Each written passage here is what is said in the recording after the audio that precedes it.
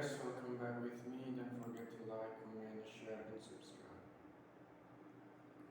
Seamen's right to maintenance and cure. Maintenance and cure are benefits that an injured seaman receives from an employer during the course of recovery. Maintenance includes such expenses as the seaman's rent or mortgage, utilities, property, taxes, and then wait, guys, wait. Seaman injured is someone who is a captain or crew member aboard a vessel in navigation. Also, similar to workers' compensation, maintenance and cure does not require that the seaman prove any fault or further injury. The employer is required to pay. The Jones Act is federal law that gives seamen a statutory right to sue their employer for personal injury damage. However, a seaman must spend at least 30% of their time working on a vessel to qualify for the Jones Act. Not only does the Jones Act provide the seaman a statutory right to sue their employer, it also eases the burden of proof needed to prove cautions between the employer's negligence and the seaman's injury. Under the Jones Act, the employer's negligence only needs to play a part in the seaman's injury rather than being a proximate cause. The Jones Act also incorporates aspects of the Federal Employment Liability Act. In particular, claims filed in state court under the Jones Act are not removable to federal court. When the death of an individual is caused by a wrongful act or neglect occurring on the high seas, the Death on the High Seas Act guarantees that a personal representative of the descendant can bring a claim.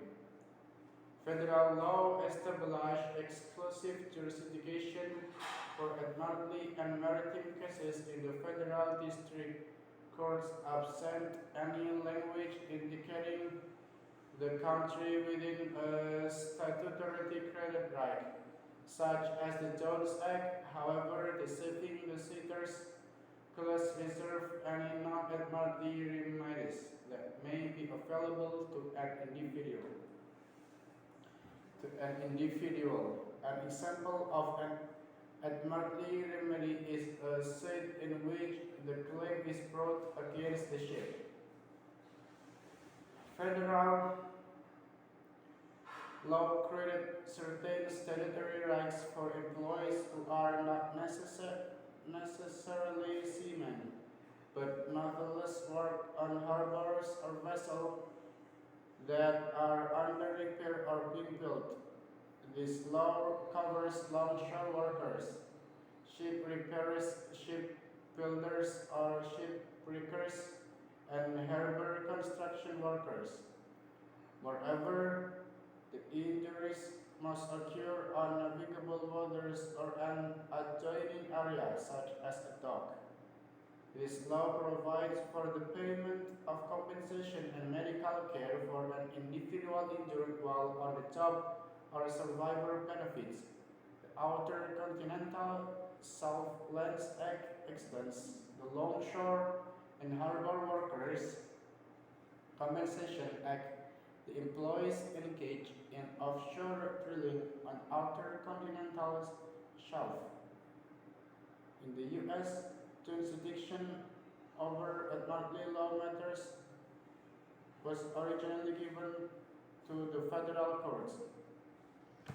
However, today most admiralty cases can be heard by both state and federal courts under the saving the suitors clause in the Title 28 of the United States Code.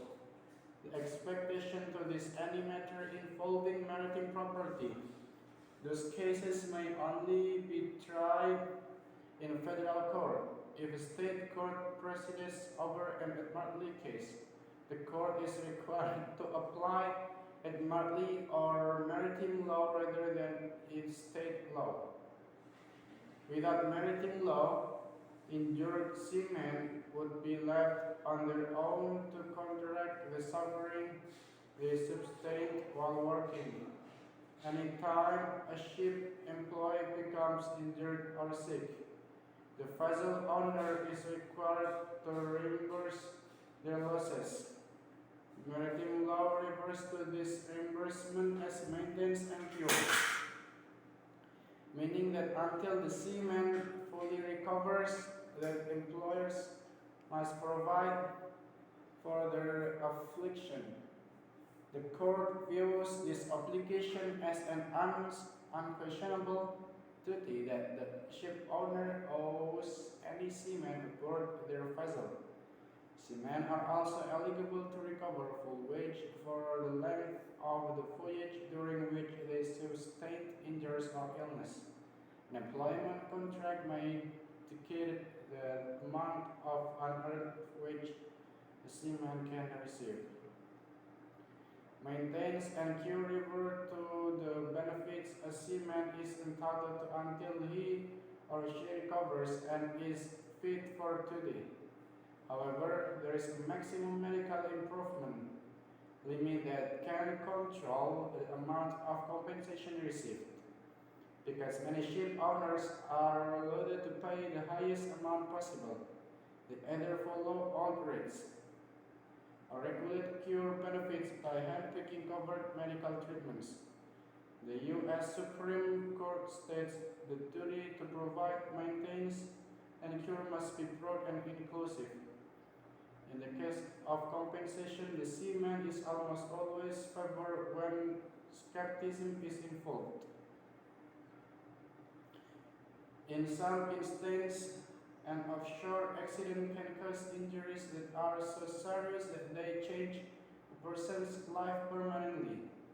These types of injuries are so notorious that the medical and legal community has a word for them: catastrophic injuries. When a person has this type of offshore injury, their injuries will likely impact the rest of their life. In some instances, certain injuries mean that a person won't be able to earn a living with physical work as they once did.